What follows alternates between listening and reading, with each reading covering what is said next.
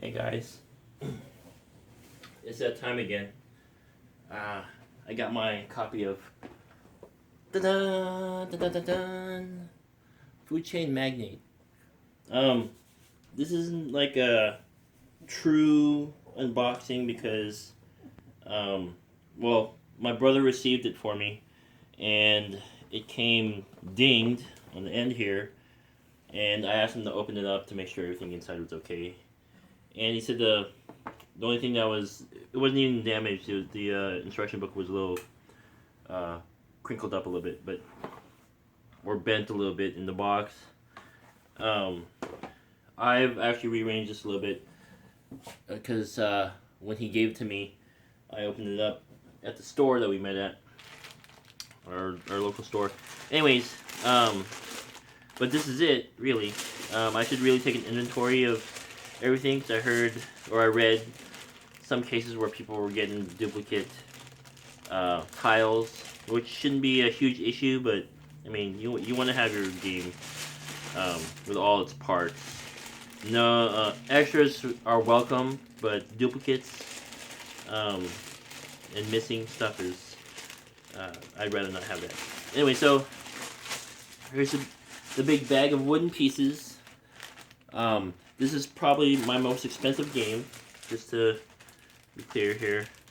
I mean, I paid over $100 for backing Zombicide, but it came with tons of stuff, right? It came with like over 100 minis, and this is just it's all wooden pieces. The box is pretty heavy.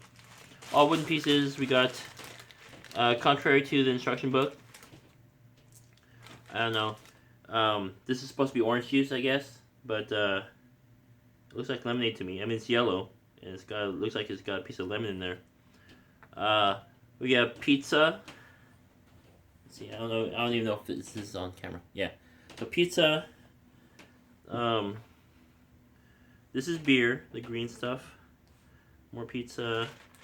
And soda.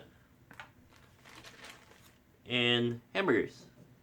And those are all the food items that we get. Food item types. We get tons of them.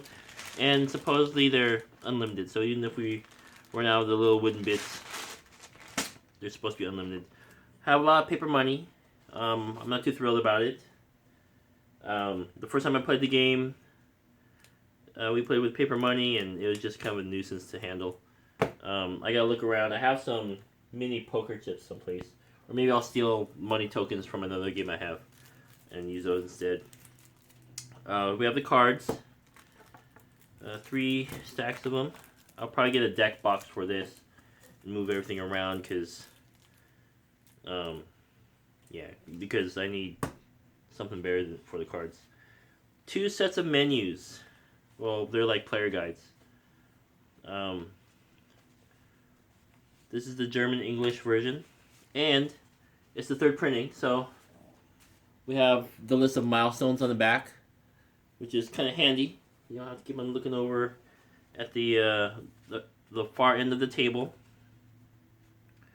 So you can sort of plan and scheme as to what milestones you want to get. Then we have the tech tree here. For those of you who don't know, this is an engine building game, and each player is a food chain magnate. So we're all trying to establish our fast food restaurant chain in the neighborhood, and so we'll hire different types of employees, and we're gonna train them and upgrade them to, they'll generate food and run marketing campaigns. They'll make things cheaper or more luxurious. We have kitchen. For example, we have the kitchen trainee. We can upgrade them to a burger cook or a pizza cook, and then they can peak at the height of their career as burger chef or pizza chef. We have managers uh, vice presidents, executive vice presidents. We have local managers and regional managers, um, business developers, CFOs. Um, I mean, very well thought out game. Lots of goodies, lots of cards. This is my first Splotter game. Um, and I actually just learned about them from the Shut Up and Sit Down uh, video preview. And I gotta say, those guys, Quinns and Paul and Matt's the new guy. Well, new to me, anyways. Um, they really know how to sell a game and be really enthusiastic. So a lot of game designers owe them a lot of credit for helping push their stuff. But anyways, um, it's a simple game. I mean, you just go step by step. You play it in 7 steps. And then you just keep on repeating it until somebody wins, basically. But there's so much strategy, so many things, so many little tiny working parts to this game. And I guess each of these restaurants are references to their Splotter's other games. The only one I know of is the Zango Blues Bar, which is the Great Zimbabwe. I don't know why that stuck with me, but it did. We have Golden Duck Diner, Santa Maria Pizza, Fried Geese Donkey. Oh, I'm sorry, Fried Geese and Donkey. Zango Blues Bar, and Gluttony Inc. Burgers. So, the theme of the game is like a 1950s burger joints pizza.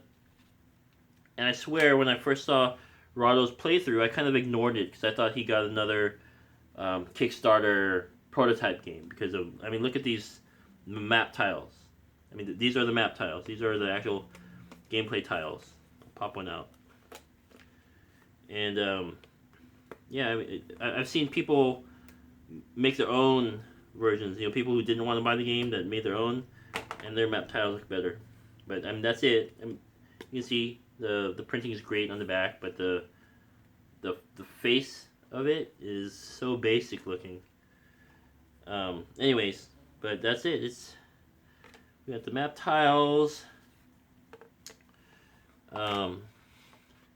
different billboards and the busy tokens. We have airplane banner advertising. Let's see, more tiles.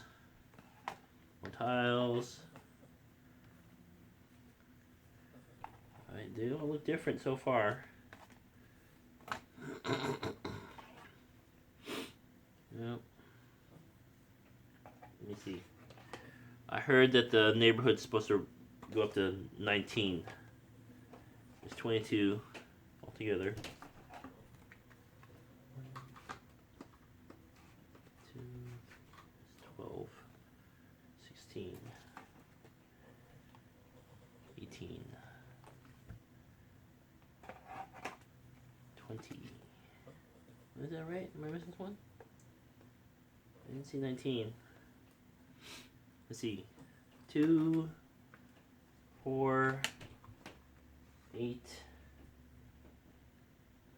Oh, the 19th neighborhood is the token.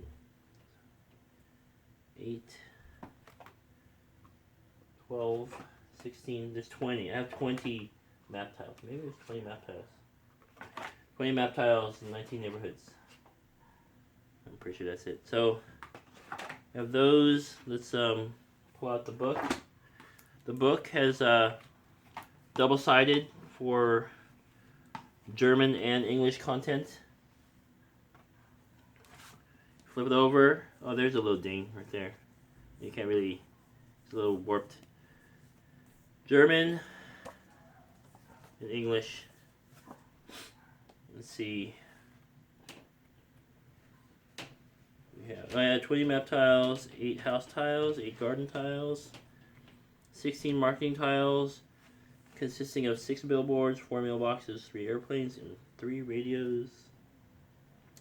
3 restaurants for each player. 1 turn order marker for each player. 1 one game box. This is such a plain game box too.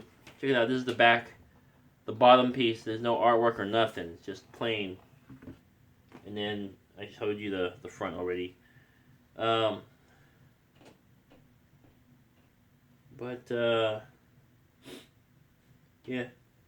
looks like it's all here. So great job, Spotter. I can count up the cards later, but here they are. They're actually really good quality prints. I almost thought when I played the other person's copy, I almost thought they were like plastic back. They're glossy.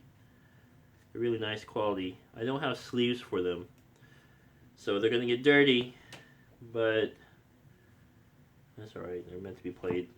So we got CEO, 2 of them here. 2 sets of reserve cards.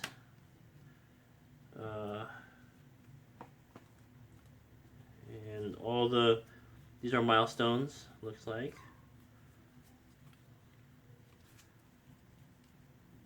I'll be bagging these up, separating them. And 2 more stacks of more of the same. CEO.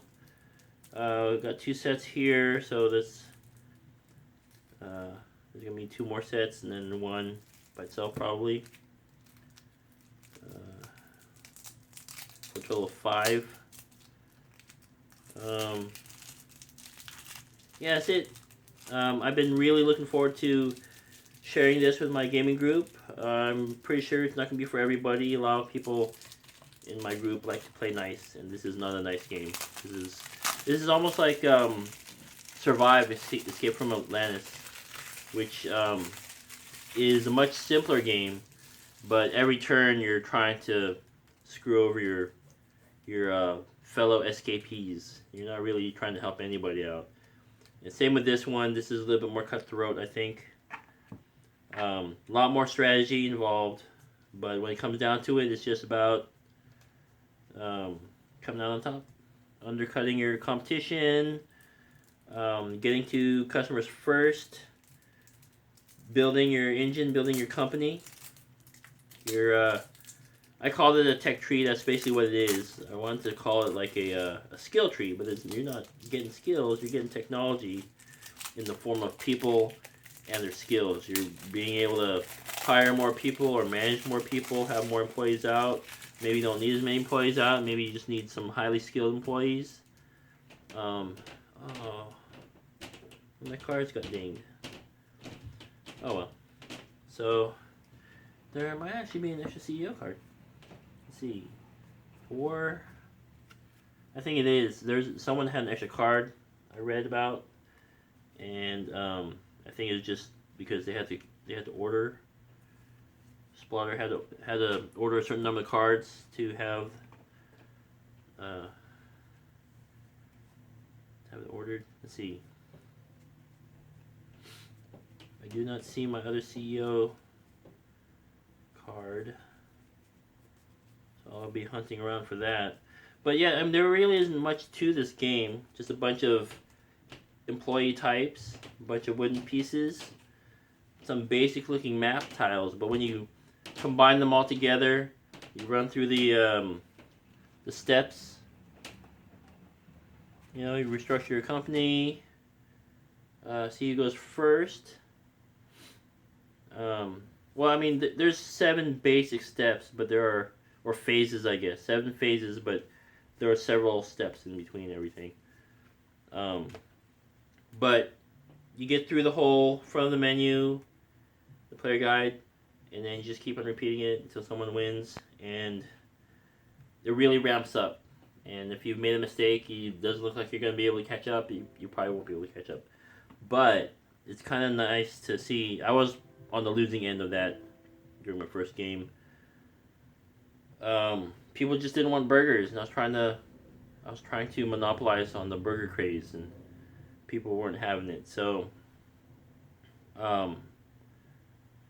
but you know, had no idea what I was doing. I was just trying to get a feel for the game.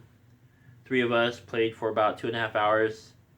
So yeah, this game and it didn't feel like it. So, I mean, there's a lot of games out there that you feel every second that goes by. And people are thinking and stuck with analysis paralysis. And there were times like that, the three of us beginners playing, where that seemed like that was going to happen. But even when we rushed the game, rushed the turn, you're constantly doing something, constantly thinking about what's going on, and you have to pay attention to what your competition is doing. Otherwise, you're really going to screw up. So we had a couple. Mine was just completely through the whole game. Not really making poor decisions, but building my engine too slowly. Part of it was I just really wasn't familiar with the cards that were available. Someone made a Mondo mistake, thought they had the advantage, and the guy who looked like he just sort of floundering at first, he ended up winning. And he was making tons of stuff, tons of money. So I'm going to introduce this to my gaming group tomorrow night, and we'll learn together. And then I'm going to show it to my friends, my own circle of friends, on Saturday. Today's Thursday. So I hope I wasn't overselling it. I was so excited to try it out, and I took the plunge, and I purchased it through a store on Amazon, and I paid over $100 for this.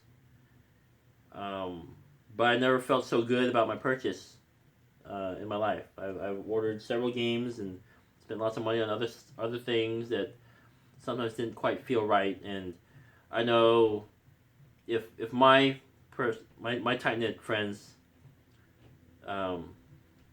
if this doesn't appeal to them, I know I'm going to be able to find lots of people to play with. Probably won't be too successful in my gaming group. Only certain people in that group. Like I said, most of them like to play nice. But I'm pretty sure my friends will really like this. I mean, the tech tree here. Now, I was never really good at real-time strategy games, but I like having the tech tree and then learning how to build that engine and upgrading things, resources, and all that stuff. And the only resources here are these things.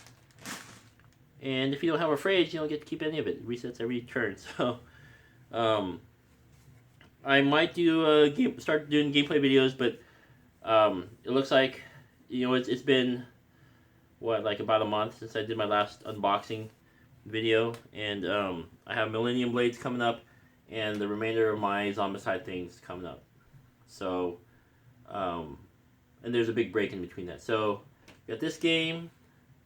I'll be playing this for a little bit, and then towards the end of this month, I think as soon as next Monday,